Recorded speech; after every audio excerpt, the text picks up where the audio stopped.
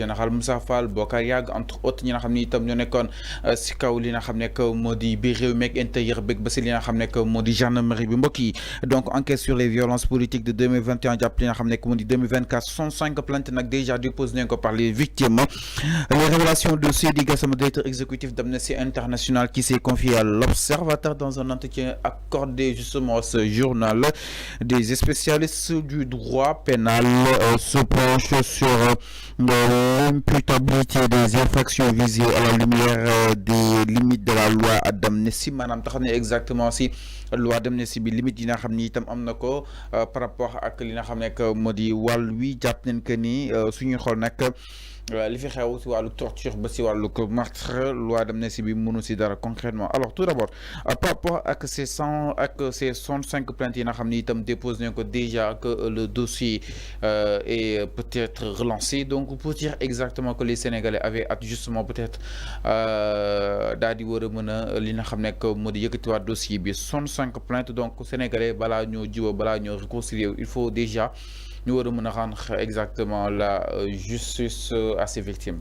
Oui, moi, c'était une demande nationale. Parce que quand on parle de 65 plaintes, c'est pas un rien. Donc, c'est beaucoup. Parce que Sénégalais, il y a même, je l'ai oublié, donc le collectif des familles des victimes qui ont déposé des plaintes pour réclamer justice. C'est-à-dire que, dafa am lu len metti. C'est-à-dire que, si, Sénégalais, ban psychologique la ñu am, il faut ñu changer cette mentalité. Même dans tes nit mo gagne, ça c'est trop. À ce moment, on te dit 86 jeunes ont perdu la vie. C'est beaucoup de choses. Donc, c'est en termes de chiffres, c'est symbolique. Le Sénégal n'a jamais connu une telle meute, une telle barbarie. On te dit qu'on a tué plus de 86 jeunes. Et vous voulez réclamer, oui, on fait la paix. Nous, on réclame, oui, la paix. Le pays demande pardon. Le pays demande pardon à qui? L'actuel président, il nous parle de réconciliation de paix. Et il ne parle pas de justice. On dit non, on n'est pas d'accord. On n'est pas d'accord. Parce que, yo, bingen ñëwé, yena ñu jub jubal jubanti. Ba Sénégalais adhéré à ce slogan. Jub jubal jubanti. Maintenant, bon les jub jubal jubanti, ba Sénégalais d'accord, and ak yow. Nga ñëw olbatiku, nga ne non la paix. Dañuy jubóole ñi ñi mais mënoo jubóole ñi ñi sans justice. Il faut d'abord faire la justice parce que il y a un collectif des familles des victimes. Ñooñu ñoo ñàkkale ñoo gaañule. Il faut ñu sóoraale leen. Il faut ñu sóoraale leen. Donte juboo baax na la paix baax na mais nañu régler loolu ba pare. Gis nga ba ñu régler ba ñu citer les responsabilités ñu xam kan moo def ak kan moo deful. Dans ce cas on peut se tenir un grand jour et dire que oui on fait la paix. On fait la paix. Day fekk ñun xam nañu déjà ñan la ñuy accuser woon ni que ñoom ñoo rey ou bien ñoom ñoo santaane woon ñoom ñoo commandité. Léegi bu ñu demee ba xam loolu ba pare maintenant suñu neexee ñun c'est nous d'entre nous. On demande d'abord le collectif des familles des victimes. Est-ce que vous êtes d'accord pour pardonner? Est-ce que vous êtes prêts pour pardonner? Mais état mënul xey ni mu ne way on demande le pardon. Alors que yow bi ngay campagne pour jot réew mi, on a dit que toutefois Pastef accéder au pouvoir, ils vont mettre la lumière sur tout ce qui s'est passé. Parce que Pastef waxoon na ko. Ba ñuy campagne, ba ñu ne bu ñu accéder au pouvoir, ils vont mettre la lumière sur tout ce qui s'est passé sur les événements là. On ne peut pas venir aujourd'hui, on nous dit la paix. Les Sénégalais ne sont pas d'accord.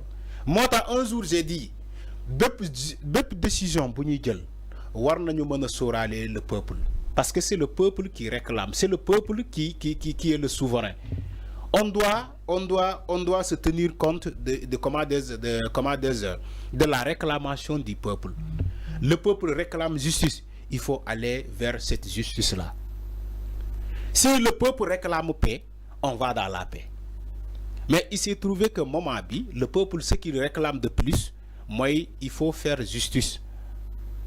Parce que aussi, soyons sérieux, beaucoup de choses se sont passées dans ce pays. Il y avait des casses, il y avait des vols, il y avait des actes de barbarie. il y avait des commandes dañuy xëy dem tal Auchan tal ay station d'essence jàpp ay nit ñu réclamer ñu fi ay nervi ay forces occultes. Tout ça s'est passé dans ce pays. On nous réclame, oui, des forces occultes, des forces spéciales. Regardez ces gros mots-là. Des forces occultes, des forces spéciales, des commandos. Hein? Le lieu, le régime, l'ancien régime, le régime de Macky Sall, de Kodon Wach Sénégalais ici.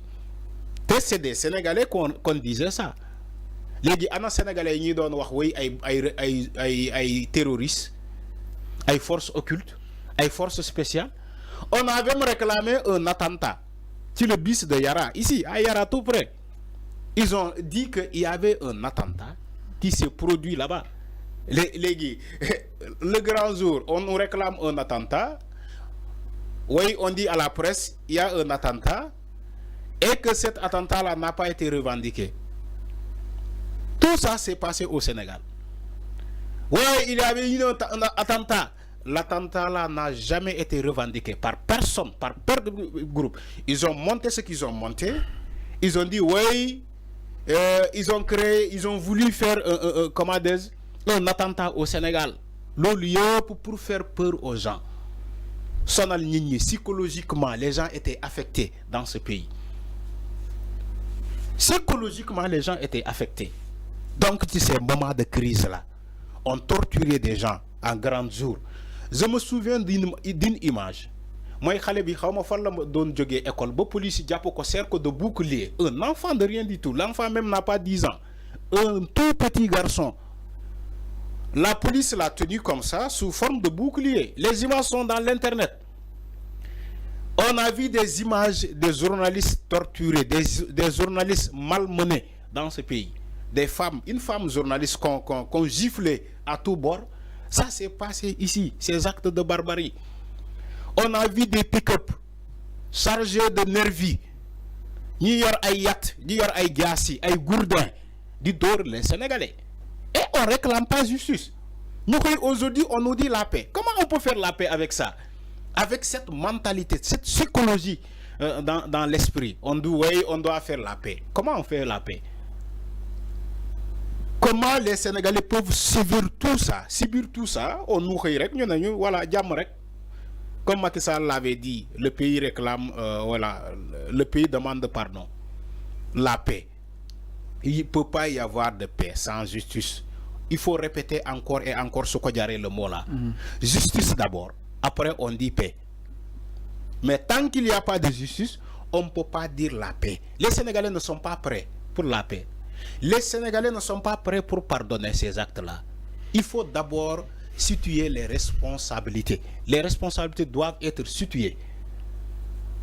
C'est ça la réalité. Même il a les souvenirs, c'est comme demain. C'est comme si hier. Les souvenirs de 2021, c'est comme si hier. Les images sont encore là. Après, on nous dit non, on réclame la paix. Président Nene de Djoubole Nini. Les gens ne sont pas prêts pour ça.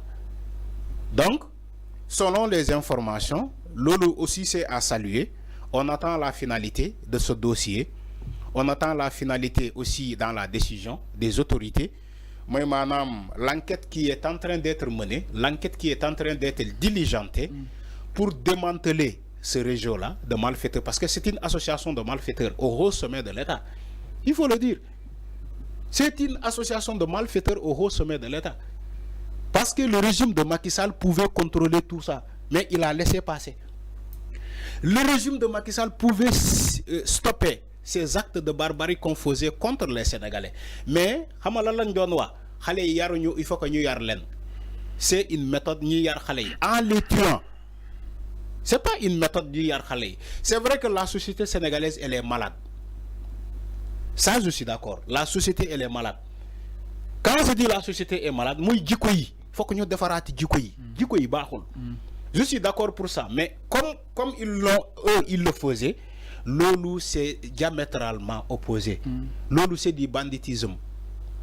Muno len japp ay xalé di len tirer ay balles, di len ray ba paré ngén né non parce que xalé yaruñu. Xalé ils réclamaient leurs droits. Dañ doon revendiquer sen droit. c'est une révolution. Mais c'est comme ça.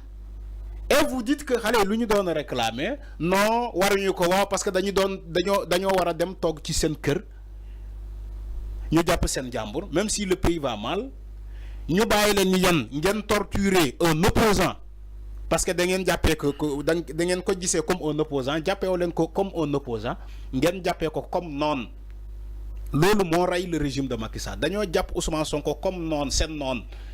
Mais xoolewuñu ko bëtt un opposant, un adversaire politique, ça existe partout dans les pays. Et Ousmane Sonko ne sera pas une exception. C'est un adversaire politique. C'était un opposant à Macky Sall. Mais Macky Sall gisewu woon ko noonu dafa jàpp ni que Ousmane Sonko noonam la. C'est ce qui l'a conduit à créer des émeutes dans ce pays. Donc, quand on est dans la scène politique, il faut accepter la contradiction. Chaque jour, Mawako. Quand on est au pouvoir, il faut accepter qu'il faut une opposition. C'est ça la contradiction. Mais quand tu n'acceptes pas une opposition, tu crois que tu vas devenir... Comment yo aussi, bon, accepter que opposant dafa wara am. Dafa lay conduire ci être en dictature. En dictature. Donc, Macky Sall lolu moko sonal. À un moment donné, il croyait que le Sénégal moomelam la. Il croyait que le Sénégal c'est son héritage. Macky Sall lolu moko sonalon. Il croyait que le Sénégal c'est un royaume où règne un roi. C'est lui le roi. Parce qu'il a tenté toutes les formes dans ce pays. Mbass bi bu mu ñëwee dafa voter une loi d'habilitation pour supprimer le poste de Premier ministre, pour qu'il puisse prendre les décisions depuis le palais. L'Assemblée nationale, avec sa majorité écrasante, ils lui ont concédé l'olo. Ñu ne ko jëlal. Mu ñëwaat encore, il dit damay modifier le calendrier républicain, damay toxal élection yi. Gars yi ne ko non du fi amee mu ne leen xankay. Mu def manigance yóbbu ko Assemblée nationale avec ses députés. Ils ont voté cette loi. Heureusement, le Conseil constitutionnel a mis un blocus. Moo tax élection yi toxalu ko. Mu ñëwaat moom Macky Sall, il nous dit troisième mandat yoon moo ma ko may yéen sénégalais boo leen bëggee ma abandonner troisième mandat bi da ngeen ma koy ñaan ci njëkk ma may leen ko. Alors regardez comment un président parle par comment des arrogance. Alors donc loolu yëpp xewoon na fii maintenant fi may daanelee mooy nañu def fexe def tout pour que ñu war a topp ci dossier bi nañu leen topp. Nañu def tout pour que ñu war a sanctionner ci dossier bi nañ leen sanctionner. État na def tout pour que ñu war a condamner ci dossier bi nañ leen condamner. leer na mi noonu par rapport ak li nga xam ne que moo di justement wàllu wi jëm si li nga xam ne que moo di mbir mi alors ndaaj ñëw si leneen du côté de la régie exactement ginnaaw